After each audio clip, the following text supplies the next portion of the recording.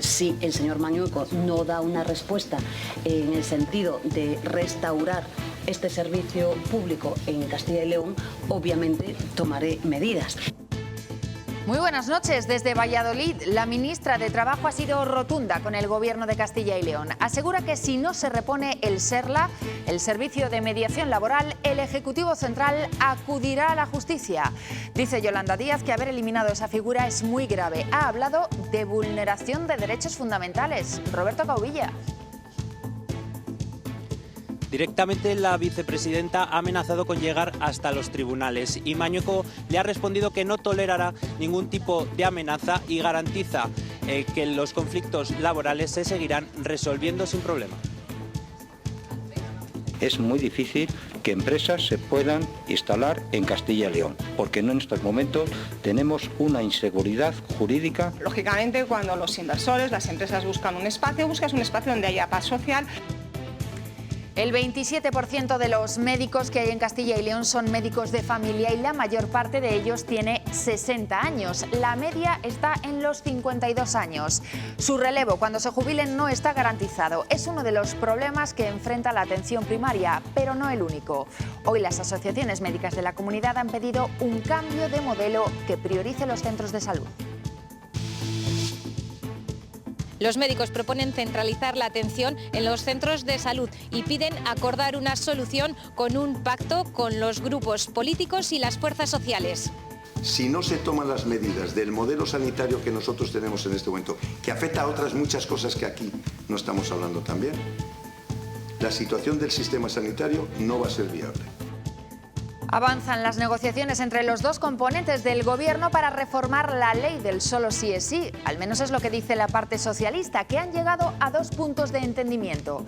Sin embargo, hoy Ione Belarra de Unidas Podemos ha asegurado que a la otra parte del Ejecutivo le tiemblan las piernas con esta ley. Estamos de acuerdo en 2 cosas, que es, en primer lugar, mantener el consentimiento en el centro de la ley penal y, en segundo lugar, que no se pueden repetir rebajas de penas a agresores sexuales. El joven acusado de agredir a su mujer mientras hacía un directo en TikTok será juzgado. La Fiscalía ha pedido 1 año de prisión por un presunto delito de maltrato, aunque no se han adoptado medidas de protección. La víctima no ha formulado denuncia.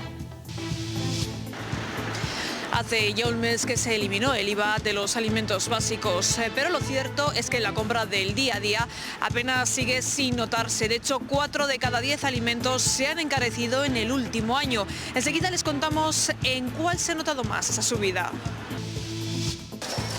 Así se ha derribado el Museo de la Semana Santa de Zamora. Fin a una etapa con la vista puesta ya en las nuevas instalaciones. Se prevé que puedan abrir a principios del año 2025. Y esta madrugada volveremos a tener heladas generalizadas y algunas nubes por la mañana. La tarde del jueves se presenta soleada con máximas que siguen subiendo. La ministra de Trabajo y vicepresidenta, Yolanda Díaz, se ha desplazado hoy hasta Castilla y León para reunirse con sindicatos y patronal. Sobre la mesa, la eliminación del SERLA, el Servicio de Mediación Laboral. Ha instado a la Junta a que se mantenga esa figura porque su eliminación, dice, vulnera la legislación vigente. Roberto Caubilla, volvemos contigo. Así es, para Yolanda Díaz la situación es muy grave porque vulnera los derechos de los trabajadores y recuerda además que no hay razones de financiación que justifiquen este acto. Ha insistido también en que no se puede sustituir el Servicio Regional de Relaciones Laborales con lo que propone la Junta y que sería la única comunidad, Castilla y León, que lo incumpliera.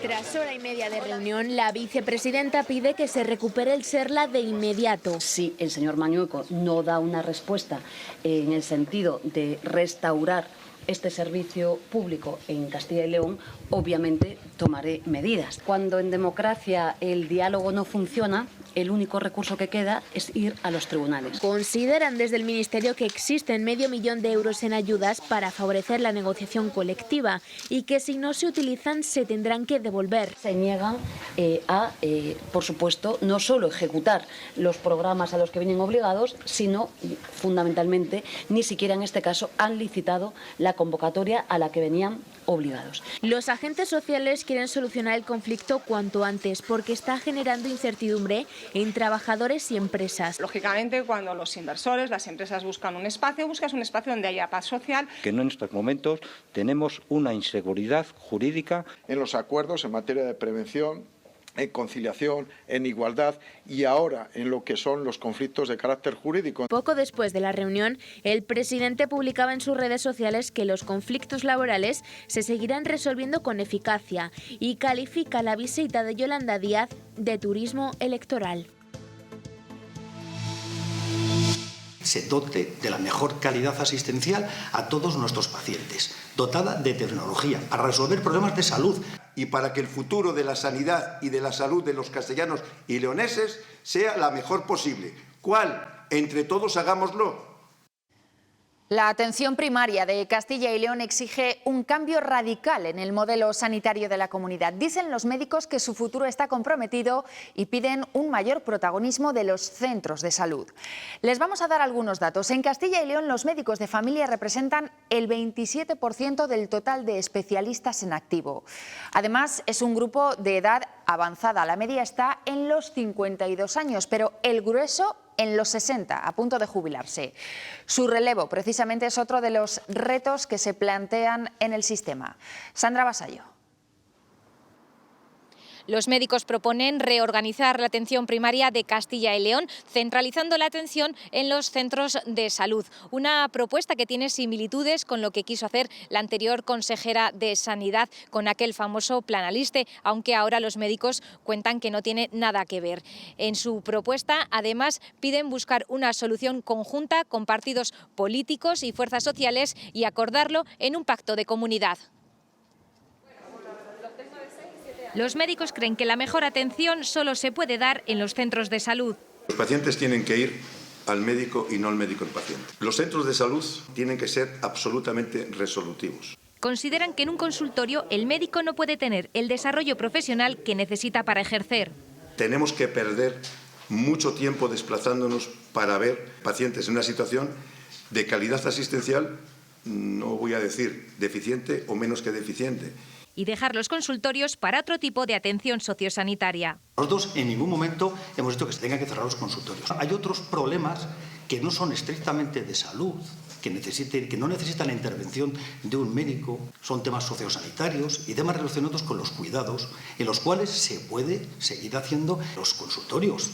Proponen que la Administración se encargue de llevar a los pacientes al centro de salud y cuando sea necesario, el médico acudirá al domicilio. Descongestionaremos las urgencias, pero además también disminuirán las consultas de hospitales de muchas enfermedades, muchas especialidades, porque los médicos indudablemente tienen en este momento la capacidad para resolver si les das la oportunidad para que puedan resolver.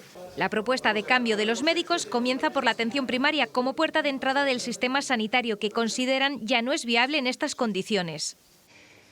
Esa preocupación por la falta de médicos la comparte también el consejero de Sanidad. Alejandro Fernández prevé que ante las futuras jubilaciones y con el número actual de alumnos que salen de las facultades, faltarán recursos en varias especialidades. Sobre todo de médicos especialistas en medicina familiar y comunitaria, y empezamos también a ver problema en cuanto a falta de enfermeras, que también es preocupante. Realmente en los próximos años, con las previsiones que tenemos, también va a haber, por el número de jubilaciones que se prevén y el número de alumnos y alumnas de las escuelas de enfermería, de las facultades de enfermería, vamos a ver que también podemos tener un problema en esta categoría profesional. Y un asunto más, los castellanos y leoneses valoran con un 6 al Sistema Regional de Salud. Así lo indica el barómetro sanitario publicado por el Ministerio de Sanidad. Es un dato similar al de la media nacional. Además, 8 de cada 10 usuarios aseguran que la atención recibida es buena o muy buena.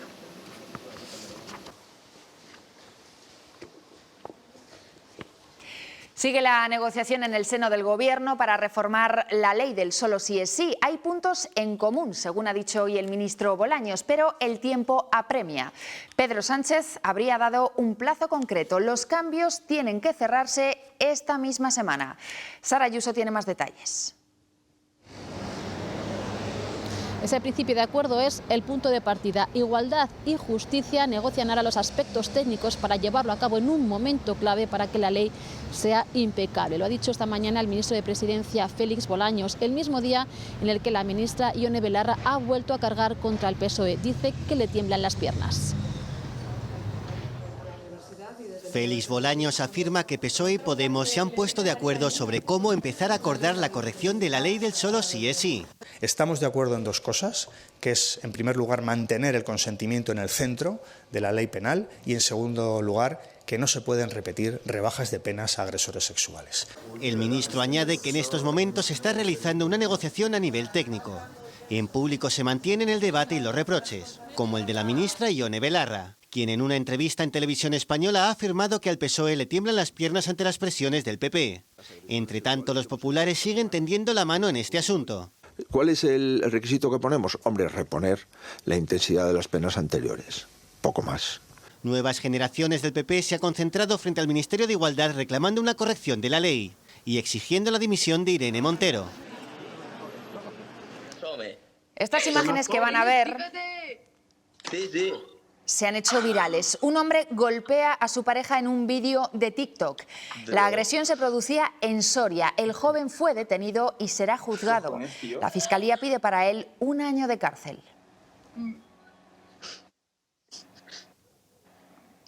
El presunto agresor quedaba en libertad tras una vista rápida celebrada en Soria, en la que se ha acogido a su derecho a no declarar, porque el juzgado no se ha conformado con la acusación de la Fiscalía y no ha sido posible dictar sentencia. Será juzgado por la vía de lo penal el 21 de febrero. Se pide 1 año de prisión por un delito de maltrato, aunque la mujer ni ha presentado denuncia ni ha querido ser reconocida por el médico forense. El juez no advierte riesgo para ella y por eso no ha adoptado ninguna medida de protección. La huelga indefinida de los letrados de la Administración de Justicia ha obligado a suspender el juicio previsto contra una mujer acusada de matar a su marido mientras dormía. Fue en Tordesillas en 2020.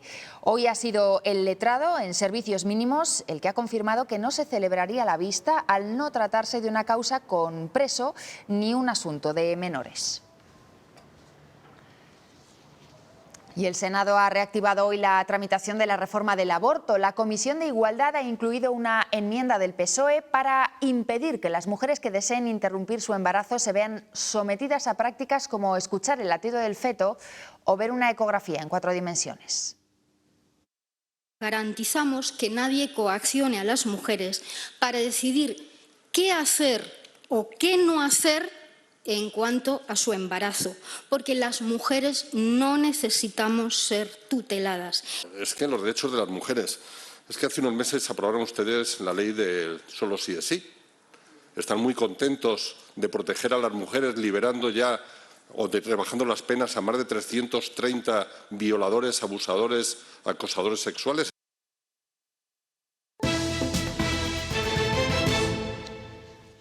Se cumple un mes desde que se eliminó el IVA de los alimentos de primera necesidad. Desde el 1 de enero pagamos un poco menos por los huevos, la fruta o el aceite, aunque no se ha notado mucho en la cartera.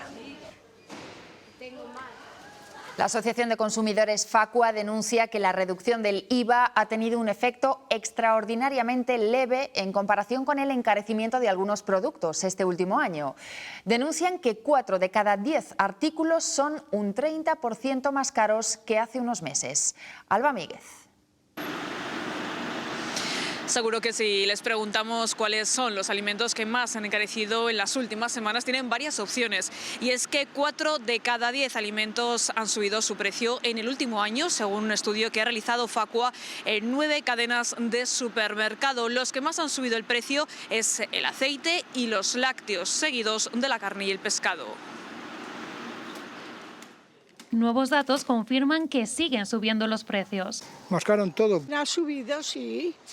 Cada día sube. No nos queda otro remedio, habrá que pagar, claro. No nos vamos a quedar sin comer. Sin comer no, pero entonces hemos cambiado nuestros hábitos de consumo. Yo miro primero el producto, a ver lo que vale. Y si veo que eso, pues no lo cojo. Mirar y remirar, porque 4 de cada 10 productos han visto incrementado su precio un 30%. Por tanto, los precios han subido casi un tercio en un año. Un porcentaje descomunal. ¿Y en qué productos lo hemos notado más? Los productos de limpieza, por ejemplo, lo he notado muchísimo. Pues lo que más ha subido ha sido el aceite, casi un 48% más que el año pasado. Le siguen la leche y los lácteos, la carne y el pescado y hasta los productos de higiene, que se han encarecido más de un 20%. Así que parece que toca elegir o renunciar a algunos productos. Me gustaban las chuletillas y entonces pues ahora no las he podido coger porque estaban muy caras. Un encaje de bolillos para poder llenar la nevera. Otra medida que entró en vigor hace un mes fue el descuento en el transporte público. El Gobierno central prometió un 30% menos siempre que las comunidades aportasen el 20% restante, para llegar a la mitad de precio. Pues bien, todas las autonomías han aceptado la condición, así que hasta junio seguirá vigente esa rebaja. En el caso de Castilla y León hay descuentos de hasta el 100% en el bono rural de transporte a la demanda. Este jueves vuelven los avisos por frío a Castilla y León. Será otra madrugada de heladas generalizadas y una mañana de coches con hielo en los cristales. Les contamos hoy qué debemos hacer antes de arrancarlos, porque ya les advertimos, no todos los consejos de Internet son convenientes. Rascar es lo más socorrido, pero no todo vale. No meter nada metálico, no raspar con la llave. No darlos limpias si está congelados porque nos va a arrancar la goma, los limpias van a estar pegados. Si entramos en Internet, las ideas van desde frotar una patata en este trocito de cristal hasta pulverizar alcohol en las lunas. ¿Quieres descongelar los cristales de tu coche en cuestión de segundos? O limpiar, ¿por qué no?, los cristales con espuma de afeitar. Pero, ¿esto pone en peligro a nuestro coche? Todas esas cosas son para la ensalada, no son para las lunas. Sí son efectivas en algunos casos, pero ni lo uno ni lo otro. La patata nos va a quedar residuos que luego nos va a manchar la luna, la vinagre va a quedar un resto ahí pegajoso y no huele bien. Entonces, ¿qué podemos hacer para evitarlo? Como remedio casero, el cartón de toda la vida. Poner un cartoncito por la mañana, por la noche y quitarle por la mañana. El agua caliente prohibido. Si echas agua caliente puede abrir la luna, se puede estropear. Y ojo, que no solo los cristales son importantes. Sea el tipo de neumático que sea, siempre que esté el dibujo en buen uso. Para que su coche esté en las mejores condiciones. La Fundación Castilla y León ha aprobado hoy la distribución de su presupuesto para 2023, que contempla un recorte de 500.000 euros respecto a los 2 años anteriores.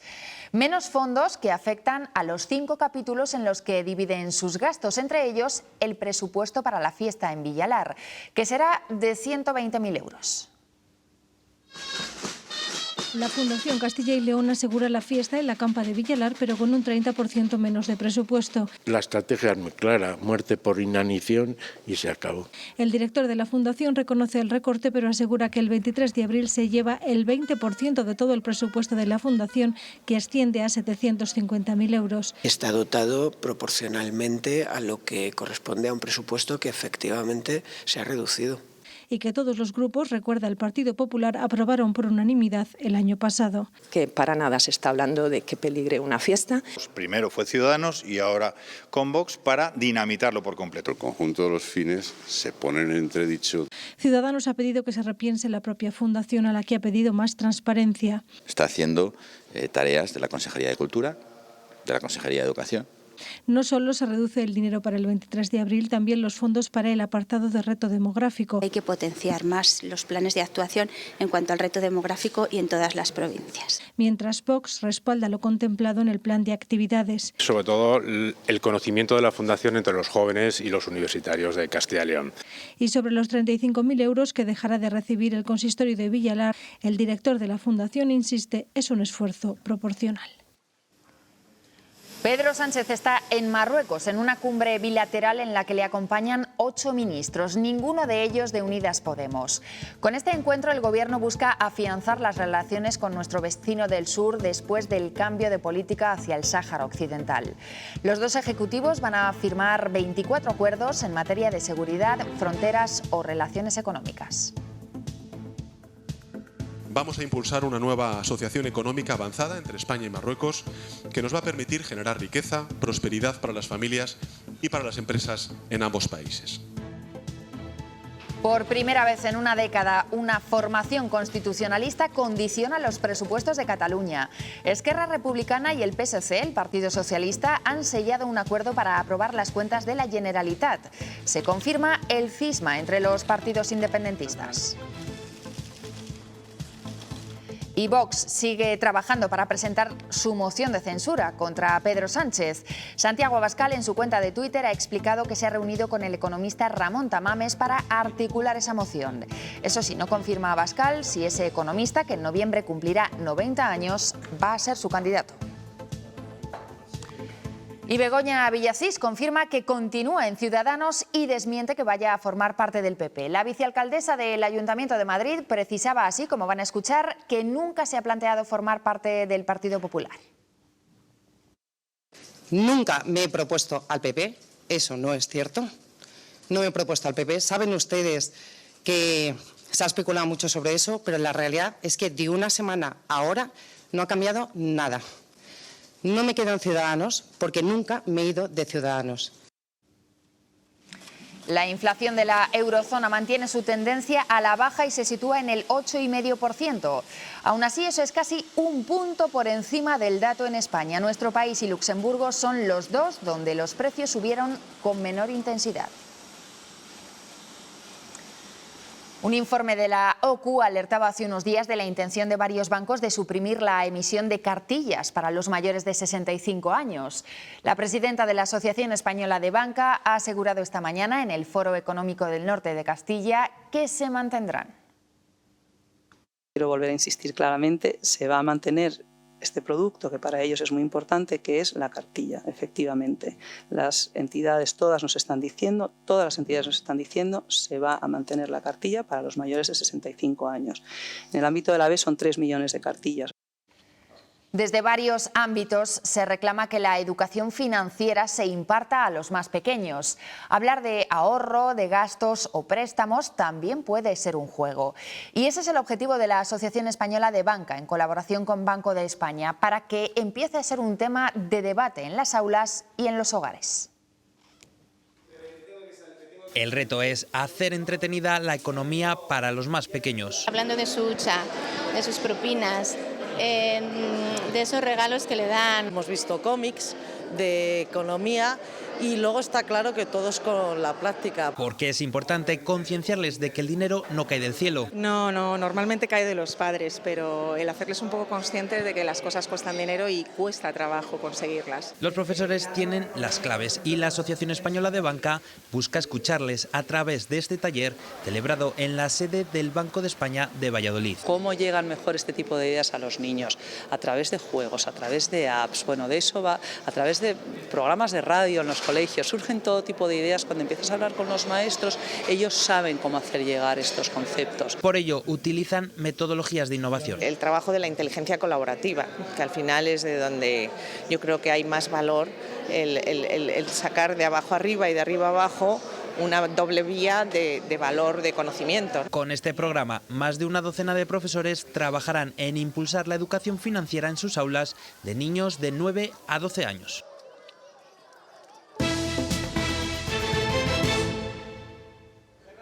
El presidente de la Junta ha recibido hoy a parte del cuerpo de profesores y maestros honoríficos de Castilla y León, a quienes ha agradecido su compromiso con el sistema público de educación. Este curso está compuesto por 84 docentes jubilados que continúan transmitiendo su experiencia y conocimiento a los más jóvenes. Fernández Mañueco ha aprovechado para apuntar los retos educativos a los que se enfrenta Castilla y León. Tenemos que estar entre los primeros puestos, ya lo estamos, pero ser los primeros líderes en luchar contra el fracaso escolar. También una punta de lanza en la vanguardia de la enseñanza del idioma. Estamos haciendo un esfuerzo en las nuevas tecnologías porque es lo que más se demanda. Y la Universidad de Salamanca sigue ganando peso académico. Ha alcanzado la cifra récord de 30.000 estudiantes de España y de fuera. La USAL ha crecido en grados, en másteres y en doctorados. Su rector explicaba hoy así estos datos. Salamanca es una ciudad que recibe a los jóvenes y les ofrece una experiencia única. Además, esa procedencia tan diversa, no son estudiantes locales, sino de todas partes, hace que los jóvenes puedan convivir con personas de lugares muy distintos, hacer amistades y tener un título que tiene un reconocimiento en todo el mundo reconoce esa marca. En León, la asociación Jusapol se ha manifestado para exigir la equiparación salarial entre los cuerpos y fuerzas del Estado y las policías locales y autonómicas. Llevan más de 20 años con esta reclamación. Se concentraban mientras el ayuntamiento entregaba la medalla de oro a la Policía Nacional por su labor durante la pandemia. Que la equiparación real sigue pendiente, que las 5 brechas salariales están pendientes, entre ellas la de la segunda actividad y la reserva, que nos podamos jubilar exactamente igual que lo están haciendo las policías autonómicas y locales. A finales del año 2022 hemos acabado con el 33% de diferencias, que quiere decir que ahora con esta subida que vaya a haber las próximas, pues puede incrementarse.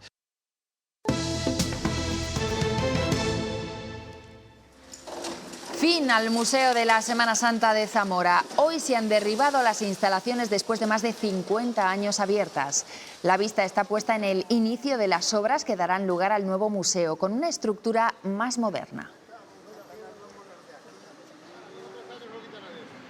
58 años de vida terminan así con los escombros del Museo de Semana Santa. El nuevo centro comenzará a construirse inmediatamente. Tendrá 5.000 metros cuadrados de superficie distribuidos en 3 plantas. Con un plazo de ejecución de 24 meses, abrirá sus puertas, según todos los plazos, en la Semana Santa del año 2025. El Museo de Burgos acoge estos días 2 sarcófagos inéditos. Proceden de Ubierna, tienen 1.500 años de antigüedad y por primera vez conservan los restos óseos de sus primeros moradores. Son 2 varones de gran tamaño, así que eso lleva a pensar que podrían ser caballeros de origen germánico. No es habitual encontrar sarcófagos altomedievales que conserven en su interior los restos de los individuos para los que fueron confeccionados. Que están intactos desde el momento en el que se introduce a sus respectivos individuos, se les coloca la tapa hasta que hemos llegado nosotros. Tampoco encontrar individuos con estatura cercana a 1,80 m en el siglo VI, cuando en la península ibérica la talla media era de 1,5 m. Nos estamos empezando a plantear que incluso puedan ser de origen germánico, de ahí que valoremos la posibilidad de que sean visigodos de primera o de segunda generación. Son algunos de los enigmas que plantea este hallazgo en la ermita de Montes Claros, en Ubierna, que ahora se analiza en el Museo de Burgos. Los restos óseos se van a trasladar mañana al Laboratorio de la Evolución Humana de la Universidad de Burgos para su estudio. Pretendemos hacer, además de análisis de carbono 14, para tratar de conocer el momento, el momento exacto en el que se vivieron, además estudios de ADN antiguo, estudios de isótopos y toda información que podamos extraer a partir de los huesos. Un hallazgo único que permitirá arrojar luz sobre las poblaciones germánicas que llegaron a la península tras la caída del Imperio Romano. Pues así nos vamos hoy. Enseguida llegan los deportes y el tiempo. A las 9:25 no se pierdan Cuestión de Prioridades. José Luis Martín entrevista hoy al presidente del Colegio de Médicos de Castilla y León. Feliz noche.